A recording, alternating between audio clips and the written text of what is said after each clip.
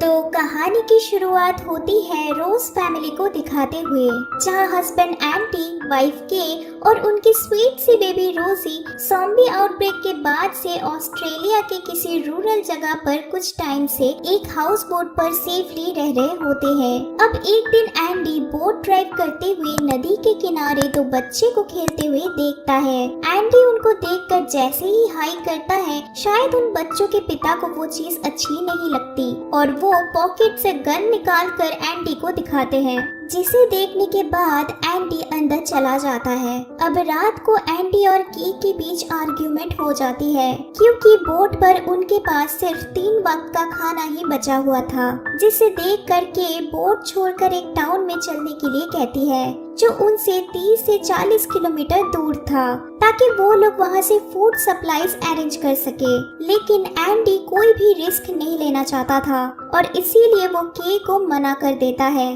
क्योंकि बोट छोड़कर जमीन पर ट्रैवल करना उनके लिए बिल्कुल भी सेफ नहीं होता।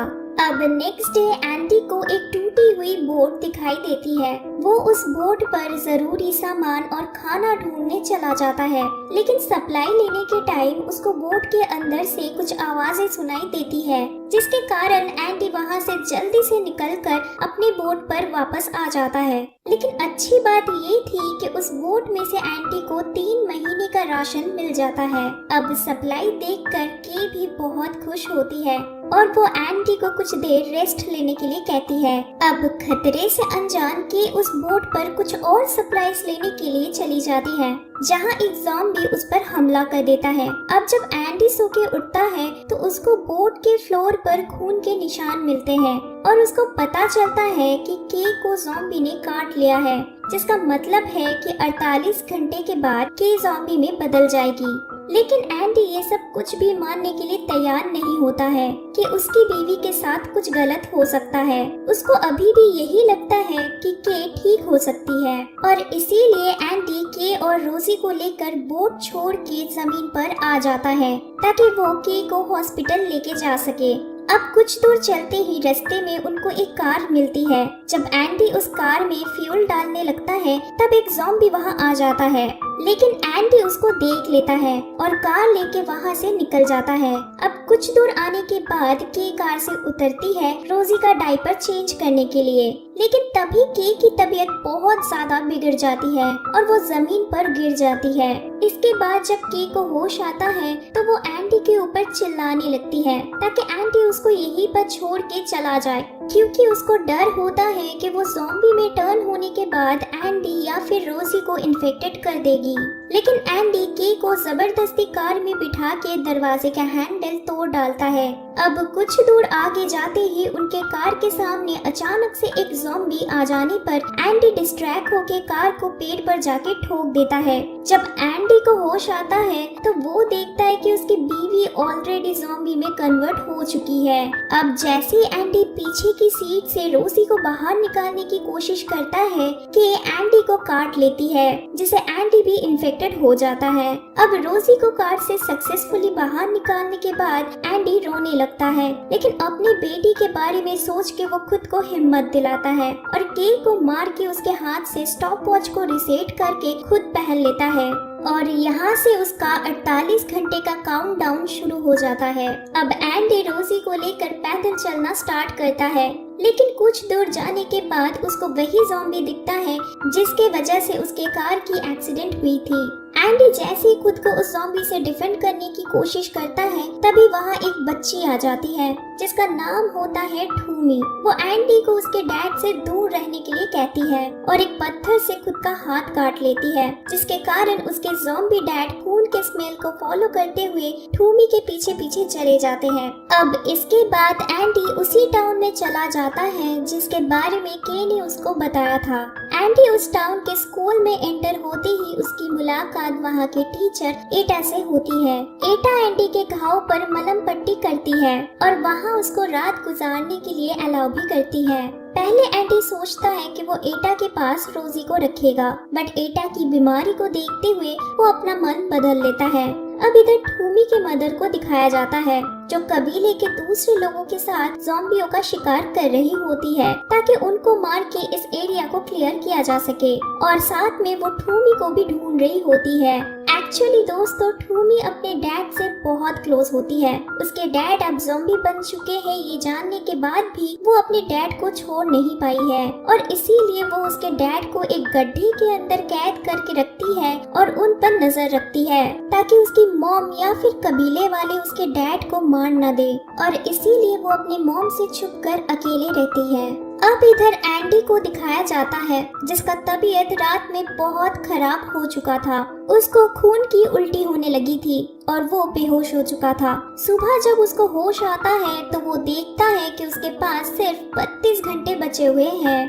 इसके बाद एंडी एटा से मिलता है जहां एटा उसको ठूमी की फैमिली की फोटो दिखाती है। ठूमी एटा की स्टूडेंट रह चुकी थी और उसके पिता एटा के बहुत अच्छे दोस्त थे, तो इसीलिए वो ठूमी के फादर को ढूंढने के लिए कहती है ताकि रोजी उनके पास सेफली रह सके। बट एटा को पता नहीं होता है कि ठूमी के डैड ऑलरेडी एक ज़ॉम्बी बन चुके हैं। अब इसके बाद एंडी रोजी को लेकर वहाँ से निकल जाता है। कुछ दूर जाने के बाद रास्ते में उसको एक कार दिखती है और वो जैसे उस कार के पास पहुंचता है तभी सामने से एक आदमी गोली चला देता है और एंडी के पीछे आ रहा ज़ॉम्बी को मार डालता है। वो आदमी अपना नाम विक बताता है और बदले में एंडी को उसकी मदद करने के लिए कहता है क्योंकि विक का पैर एक टैंक के नीचे दब चुका था। एंडी को वो कार की चाबी देता है जिसके मदद से एंडी उस टैंक को हटा देता है और वो लोग वहाँ से निकल के विक के शेल्टर में चले जाते हैं जहाँ वो अपनी बीवी लॉरेन के साथ रहता था। अब थोड़ी देर बाद विक एंडी को उसके साथ चलने के लिए कहता है ताकि वो एंडी को अपना काम दिखा सके, जहाँ विक एक केज के अंदर किसी इंसान को बंद करके चारे की तरह यूज करता है ज़ॉम्बीज़ को अट्रैक्ट करने के लिए। फिर दूर से गोली मार के ज़ॉम्बीज़ को मार डालता है और उनकी कीमती चीजें कलेक्ट कर लेता है क्योंकि उसको लगता है कि जब सब कुछ फिर से नॉर्मल हो जाएगा तब यही सारी चीजें उसकी काम आएगी। अब नजदीक आते ही एंडी को केज के अंदर ठूमी और एक दूसरे केज में एक बुजुर्ग आदमी दिखता है। एंडी को ये सब देख के सही तो नहीं लगता है बट उसके पास कोई दूसरी चॉइस नहीं होती है अपनी बेटी के बारे में सोचने के अलावा। अब इधर शेल्टर में लौटने के बाद एंडी रोजी को लॉरेन के पास सही हालत में देखकर वो खुद को मार डालने के बारे में सोचता है क्योंकि उसके पास ज्यादा टाइम नहीं बचा था। बट तभी वहाँ लॉरेन आ जाती है और उसको ऐसा करने से रोक लेती है एंड कहती है कि रोजी इधर विक के पास बिल्कुल भी सेफ नहीं रहेगी क्योंकि विक एक अच्छा इंसान नहीं है और ना ही वो उसका हस्बैंड है, बल्कि विक ने उसके हस्बैंड को ज़ॉम्बी के हाथों मरते हुए छोड़ दिया था और उसको तब से कैद करके इधर रखा हुआ है। अब तभी वहाँ विक लॉरेन को ढूंढते हुए आ जाता है और दोनों की बातें सुन लेता है, जिसके बाद विक एंडी के सर पर राइफल मार के उसको बेहोश कर देता है और ठूमी के साथ उसको केज के अंदर बंद कर देता है। अब जब एंडी को होश आता है तो वो ठूमी को उसकी मदद करने के लिए कहता है ताकि वो दोनों एक साथ यहाँ से निकल सके। एंडी कुछ मांस के टुकड़े को गेट के रस्सी से बांध के ज़ॉम्बी की तरफ फेंक देता है।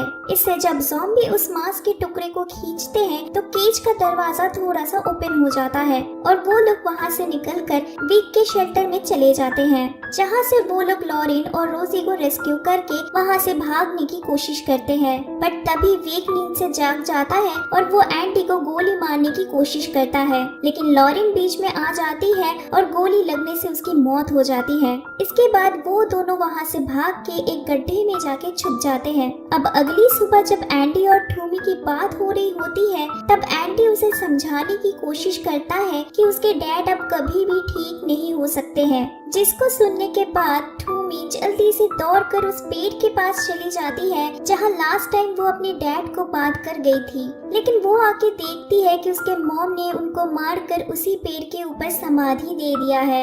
ये सब देखते ही ठूमी खुद को संभाल नहीं पाती है और पत्थर से खुद के सर पर मारने लगती है। अब एंडी वहाँ से जाने लगता है क्योंकि उसके पास बिल्कुल भी ज्यादा टाइम नहीं होता है और उसको ज़ॉम्बी में टर्न होने से पहले रोजी को किसी सेफ जगह पर रखना था, किसी ऐसे इंसान के पास जो उसके जाने के बाद रोजी का ख्याल रखे। लेकिन कुछ देर बाद ठूमी को रोजी के रोने की आवाज सुनाई देती है। वो आगे जाके देखती है कि एंडी बेहोश हो चुका है। अब जब एंडी को थोड़ी देर बाद होश आता है तो ठूमी उसको नदी के किनारे तक गाइड करने के लिए राजी हो जाती है। एक्चुअली एंडी उस फैमिली के पास जा रहा होता है जिसको उसने बोट से देखा था नदी के किनारे रहते। जब एंडी वहां पहुंचता है तो उसको पता चलता है कि उस फैमिली के हस्बैंड को ज़ॉम्बी ने काट लिया है। वो आदमी एंडी को फिर से वही गन दिखाता है और कहता है कि उसमें 6 गोलियां हैं, जिसमें से 3 गोली वो अपने फैमिली पर और 1 गोली वो खुद पर चला लेगा एंड बाकी 2 गोली अगर एंडी चाहे तो खुद पर और उसके बच्चे पर यूज कर सकता है। एंडी उसको ऐसा करने से मना करता है लेकिन वो आदमी नहीं मानता और अपने फैमिली को मारने के बाद खुद को भी गोली मार लेता है। अब एंडी परेशान हो जाता है और वो गन उठा के खुद को मारने के बारे में सोचता है, लेकिन तभी वहाँ ठूमी आ जाती है और एंडी को बताती है कि वो फाइनली घर जाना चाहती है उसके मम्मी के पास और अगर एंडी चाहे तो वो रोजी को उसके कबीले वालों के पास दे सकता है जिससे रोजी सेफ रहेगी। एंडी ये सब सुनते ही ठूमी को हाँ बोल देता है और वो लोग पहाड़ के ऊपर दिख रही धुएं की तरफ आगे बढ़ने लगते हैं जहाँ आदिवासी लोग ज़ॉम्बीज़ को मार के जला रहे थे।